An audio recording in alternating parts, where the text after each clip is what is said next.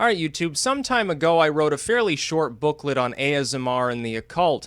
At the time, I was just getting into the actual phenomena. Of course, what it is, autonomous sensory meridian response.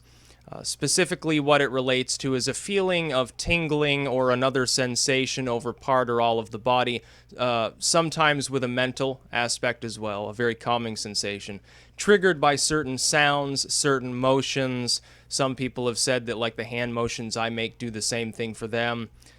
If that's the case, then that's great. I don't particularly find my voice very calming. I think it's more sarcastic and acerbic, but I guess some people disagree with that assumption. What I found was that there are overlapping elements of this phenomena as yet not quite described by science. There's some theory behind it, but not, let's say, acceptance within the mainstream. I do actually get ASMR triggers from certain things, certain whispering, certain other repetitive or mechanical sounds. Some people report that they find ASMR trigger videos annoying. Some find them very pleasurable. Some people are like, well, neither, doesn't have any effect at all. Where it is caused, though, I find similarities between that and certain other occult elements.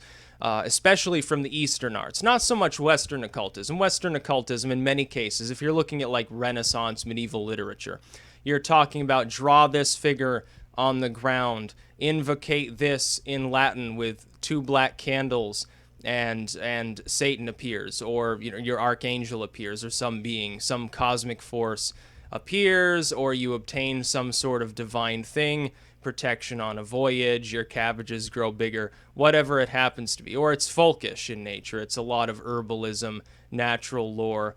So the Little Albert is famously mostly about this sort of natural science as then understood to be superstition and mysticism. Within the Eastern arts, though, specifically, the thing I will say that it most approaches, there are two things.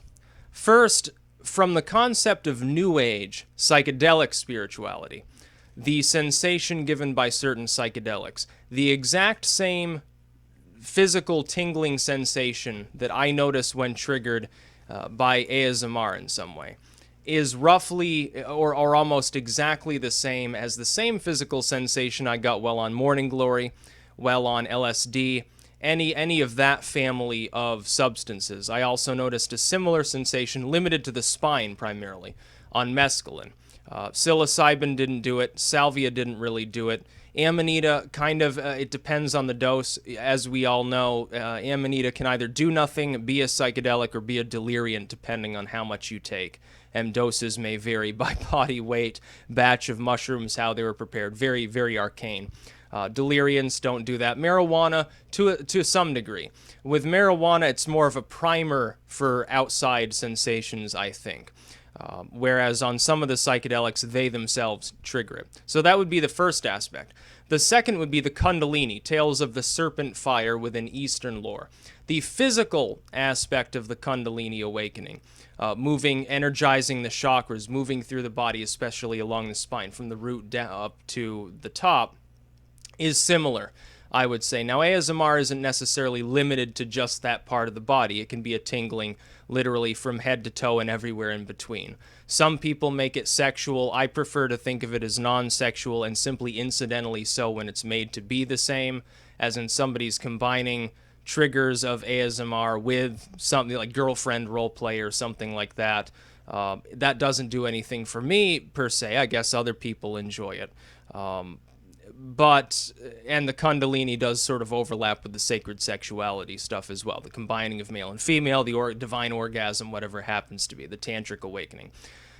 But within the Eastern arts, this actually does overlap fairly well with the concept of ASMR, autonomous sensory meridian response. I would say similarly, the relaxing state psychologically especially, not so much the physical tingles, which are what most people are enjoying. It's sort of like the difference between just getting high and having an actual enlightening trip.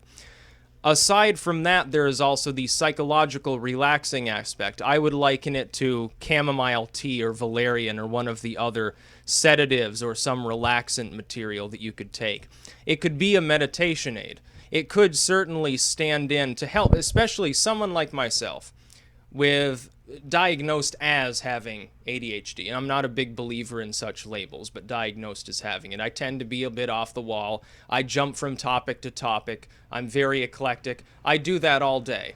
I'll be writing and then I'll go do something else. Then I'll be watering the garden. I'll go back to like writing and editing. I'll make a YouTube video, do some more editing, more gardening. I'm all over the fucking place some days. And that's just who I am. I can't help it. It's just the way that I roll. As a result, because of the fact that I bounce around from thing to thing uncontrollably, and I have a tendency, I'll have like music or a movie or something playing while I'm also shit posting and editing or something, it's very difficult for me to actually meditate. But when being triggered by ASMR properly, it depends on the trigger. Some don't work on every person. Some don't work on as many people as others. For me, it's one thing. For another person, it's something else that's their major trigger. It is an aid to relaxing to the point where meditation actually becomes possible. I think I'll link in the description Mingyur Rinpoche's guided meditation. Now, I find that triggering because of his voice and tone. I find that to be an ASMR trigger, but it's also explicitly about meditation. My old Tai Chi master, who I studied under, had a similar voice to this, had an accent that actually was triggering of those same tingles. And so when you were doing the more relaxing side of it, when you were talking about meditation or certain stretches or whatnot to loosen up the body to get the energy flowing in order to actually do the long form or whatever you were doing at the time, it helped. It was a great aid in doing so. I have to assume somebody with that sort of vocal quality who's capable of making the sort of mesmerizing gestures and so forth would have greater success in such a thing.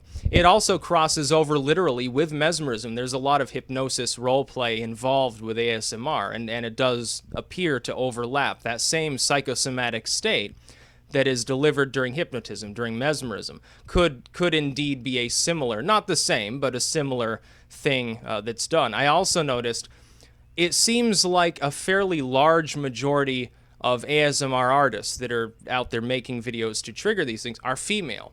It almost fits in with the concept of the left-hand path explicitly. This is something that's not quite understood, that overlaps with spirituality, that is primarily female-centric. It's not male-centric at all. Part of that might be, man wants to relax watching attractive female or something. At the same time, though, you could say it's actually a spiritual thing that's going on. The female is seen, I guess, stereotypically more nurturing, more gentle and relaxed until she goes bat crazy, and then you've got like Kali Ma or something.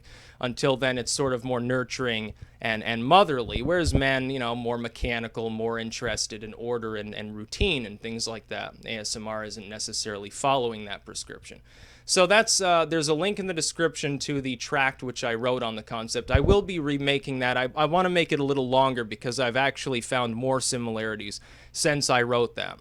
In the process of editing, what is it now, like 60 or 70 different texts and writing several others on my own, I've found more overlap. I think I can explain it more in depth. For those who want that specific manuscript, though, it's already available on Amazon, link in the description. And like I said, Mingyur Rinpoche's guided meditation, which is already it's got quite a few viewers on it. I'll link that in the description as well. It's an interesting video. Headphones, very good headphones recommended. You get more of the surround sound sort of experience than if you just have it on your computer. One of my speakers right now is sounding a little tinny, so I can't really do the ASMR triggering thing at the moment, but Mingyur Rinpoche is one of them. There are others that I watch.